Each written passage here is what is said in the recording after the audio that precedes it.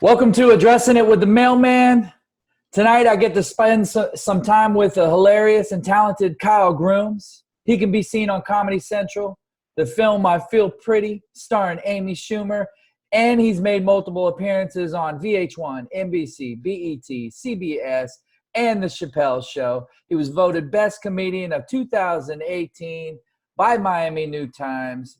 And this week's, he's in a feature in Miami New Times about his special that just hit, Brain Humor, which is on Amazon Prime. You got to go watch it. Wow, Kyle, that's amazing. All those credits you got there. It's amazing. Thanks, man. How you feeling? Thanks. I'm good, man. I've been freelancing a long time.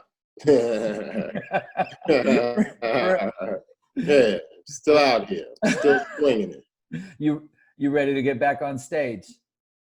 Yeah, I am. I'm actually kind of really enjoying this time off, but I don't know. I'm getting a little rusty. I'm enjoying it a little too much. I know. I was feeling rusty. My neighbors just this past weekend, they were having a party out back. I went over there and I was like, "Hey, can I do some comedy for you?" That's how desperate I was. Are you serious? Yes, I went over there. It was great. I was rusty. But it was really, really great to get out. So I want to ask some things about you because I know you're an actor, a writer, a comedian for over 23 years. Okay.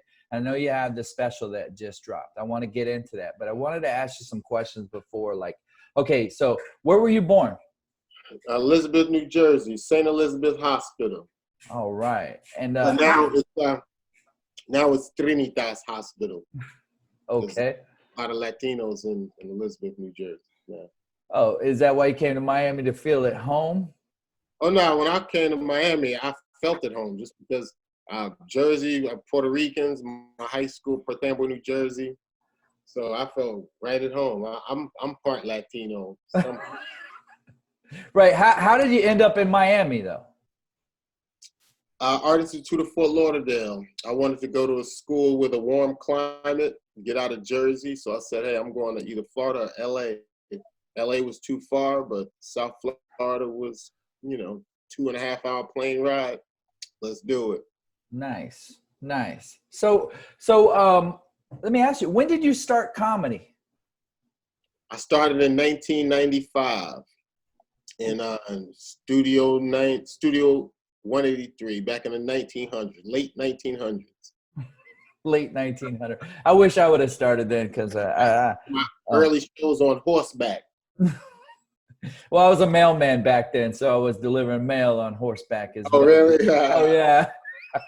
The Pony Express is one of the most things that interests me in high school, well, in history class when I was coming up. I remember they talked about the Pony Express. I was like, wow, that seemed exciting to me. Yeah, it's kind of amazing that we can still, for what was it, 59 cents now as a stamp, and then you can mail it to Hawaii, a postcard to Hawaii for very cheap. Where else can you do that? It's beautiful. All right. Socialism. Yeah. Can I ask you, how was your first time doing stand-up? My first time actually was great, man. I did 15 minutes. It was like beginner's luck, just foolish, dumb, like just not knowing any better. It was my ex-girlfriend. She worked at a salon and they had a hair show.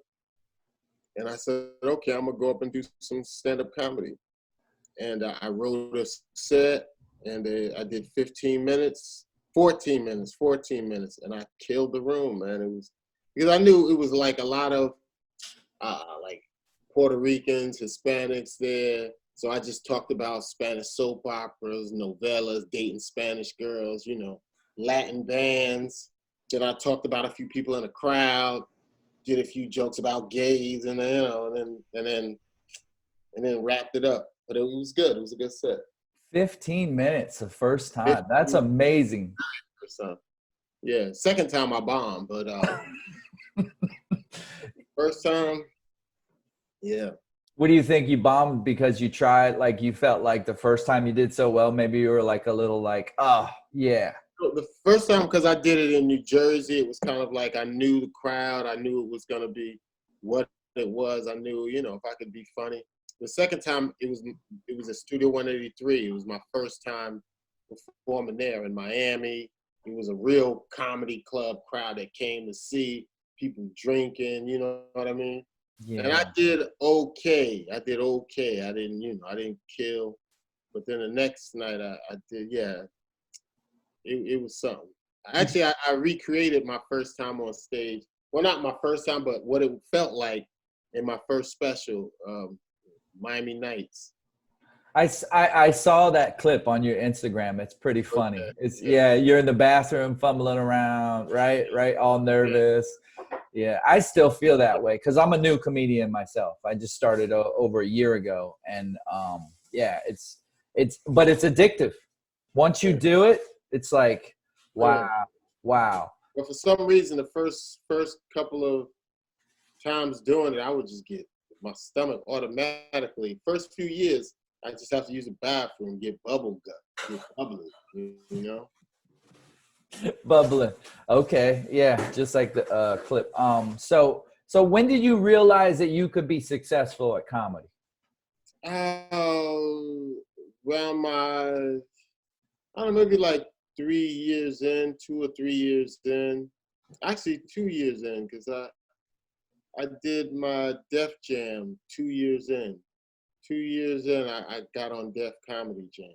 Yeah, I was just gonna say, I remember I saw the Def Comedy. I've seen you on Def Comedy Jams. How did you get that gig? Bob Sumner, who was actually from my old neighborhood, but that didn't win me any brownie points. He was they used to go around and audition people, and I auditioned a few times, and then this time they came to Miami and auditioned people, and I ripped it, and then they told me you going to Hollywood. And Right. 2 years in, I went to Hollywood, and yeah. You were doing your glasses bit. I wasn't even wearing glasses my first time doing You that. were that. I was naked faced. Oh, that was a different set that I saw when you were wearing the glasses. I was just doing some research on you more, Oh, and then I saw the glasses bit, and I was like, that is a hilarious bit. oh yeah. I think that was either Bad Boys of Comedy or my second Def Jam taping. Maybe. Yeah, my first Def Jam. Yeah, I was young, and my first joke didn't hit. I still remember that feeling. My first joke went nowhere, and then I had to dig in. I was like, oh shit, I cannot bomb. Russell Simmons was right there. It was like, and then I just, yeah, I just willed it, and I got a standing nose, so that was crazy. That's awesome. That's awesome. Um, uh, do you have a writing routine? Do you like pick every day? Because I know you're a family man. I know you're a family man. Do you have a writing routine, or you just? Most of my writing happens during the day or driving in the car. Sometimes I maybe smoke a weed on my balcony and then get a few things, my few creative juices start flowing. But for the most part, it's just cleaning my house, just like during the day and talking to myself, washing dishes, talking to myself. Like my girl's like for the first few years of us being together, she used to be like, what? Like, and then she had to get used to me being Rain Man, Well, I know I've seen you on stage, and you've had your notes and stuff when you were when you're working on material. Because Yeah. I always like to see like what other comedians are doing, being a new comedian. That's why I asked you the previous question. Now this question, I've seen you where you were writing stuff, and I know when something you're on to something, you do this look. It's kind of funny to me. You Oh, like really? look, yeah. I noticed that. What advice can you give to someone like me as a new comedian coming up? What's the single best thing? What do you think is the best advice you can give a new comedian? Just find your unique story. Don't try to be funny just for funny's sake, and just, if you can find your own, because it's your canvas. You know what I mean? You're painting your thing. You're not trying to repaint what somebody else painted or paint over it. You're trying to create a new piece of artwork with every bit. And yeah, that's your yeah. That's like when I get on stage, sometimes I feel like I think, and a lot of new comedians do that, is try too hard. Do you know what I mean by that? Like Yeah. that makes sense by your answer. That's a good answer. And who are your comedy influences? I'd like to know that. Well, Richard Pryor was the first comedian I ever heard, ever listened to.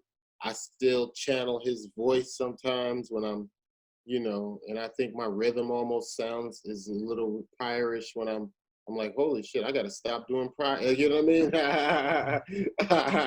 just in that his voice is in me too. And Chris Rock, contemporarily, Chris Rock really moved me a lot, especially in the 90s and the early 2000s. Right. I remember I used to see Chris Rock just being, when I used to live in New York on the New York scene. I used to work actually at NBC, and I used to run into him in the elevator when he was doing SNL, and just see him out at clubs, and I was always like, even now I still get Chris Rock. Right. Okay. So, I used to, my mom had an old Red Fox album. It was like green and white. And I would listen to him, and I think I was cursing at an early age but growing up in Miami, that's kind of like the whole, that's the way. What neighborhood were you in Miami? Perrine. Were you in Perrine? P-Rine? P-Town. Yes. I kicked down Pryor. I can't remember her name, but I drive down there. Yeah. Actually, growing up in Miami was pretty cool. It was a good experience. I moved away and then just came back recently. So let's talk about your special now. In your special, Brain Humor, on Amazon Prime, you open up about your near fatal seizure and the removal of the brain tumor that caused it.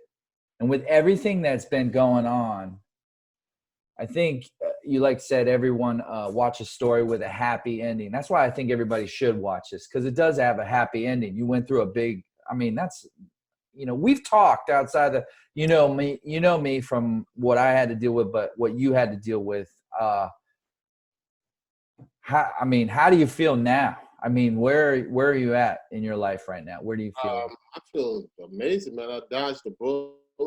Every day I get to play with my kids. I see my daughters. I'm more than grateful. Every day it's like, I can't believe I'm still here. Sometimes I think I'm dreaming. I pinch myself to see if I'm not a ghost. You know what I mean? It's like just visiting his life. And it didn't really hit me how close to being out of here I was until, after the appointment. Yeah, I see that your wife is a nurse, correct? Yeah. It's like you're the all-American family. She saves lives and you make them laugh. That's a beautiful thing. She's being an essential employee, so you're right now, until you get back on the road or back out on the scene or whatever, you're back, you're in there spending a lot of quality time with your family. So that's good, right? Yeah, it's been nice. Actually, that part's been nice. We've been able to, we've been here. Yeah. That's great, man. I really appreciate you coming on my show, doing this interview. Oh, wow, that was it. That's it. Yeah, man. I'm gonna keep it. Hey, we can keep going. We can keep talking. Hey, listen. I appreciate. I have a story actually. I want to tell you that I just kind of somebody told me this, and then I saw. I can't remember the venue, but you were at a venue, and there were some other New York comics there. And usually, when you earned your spot in the Miami area, you should go up wherever you show up. That's I think, because you're hilarious. I know you're funny. I've heard the laughter, the level, and I want to get there one day. But I like gained like even more respect. Like, you know, when a comic like you shows up and I'm an open micer, I know I'm going to get pushed back, which is fine. That's my place, right? So I'm fine with that. But I heard that you decided not to go up because there were some fellow New York City comics that were in time, and you might have ended up taking their time. And I was like, man, this guy's humble, and like I got mad respect for that. Just hearing that, that was awesome. That's a story I heard. You probably don't even. What are you talking about? But I just like I was like, wow, that's pretty cool. That's pretty cool. And um, being there and being there during your special, that was amazing for me being a new comic, and I appreciate that I was able to be there during your special. I appreciate you, brother. I appreciate it. Yeah, thanks, man, and thank you for your, your help backstage. Tight. I probably got a million things to learn, you know what I mean? And just tell me, hit me in the back of the head. I don't care, man. I appreciate you, and I wish you well. And before you were headlining at did you end up headlining at the Borgata? Oh, we did. I did my Sunday through Thursday show. And then after Thursday, Friday, Saturday, and Sunday were canceled. Well, Friday and Saturday were canceled. Oh, so you got to perform up there, and yeah, I got to perform. My last show was on I think the March 10th or something, or 12th, and yeah, March 12th, and then 13th, 14th, we were out of there. They paid us and told us to hit the road. That's amazing, though, that you were in that place, because I've heard of other comics that have performed there at the casino. So that I believe you're on to bigger and greater things, and I wish you well. Thanks, man. And you stay safe. And before you go, I'm gonna stop. Thanks for coming on the show, and remember to watch Brain Humor. Yeah, on Amazon Humor. Yeah, go ahead. Amazon Prime Video. Yeah, and it's great. It's inspiring. It's truly inspiring. Thank you, bro. Thank you. Hold on one second.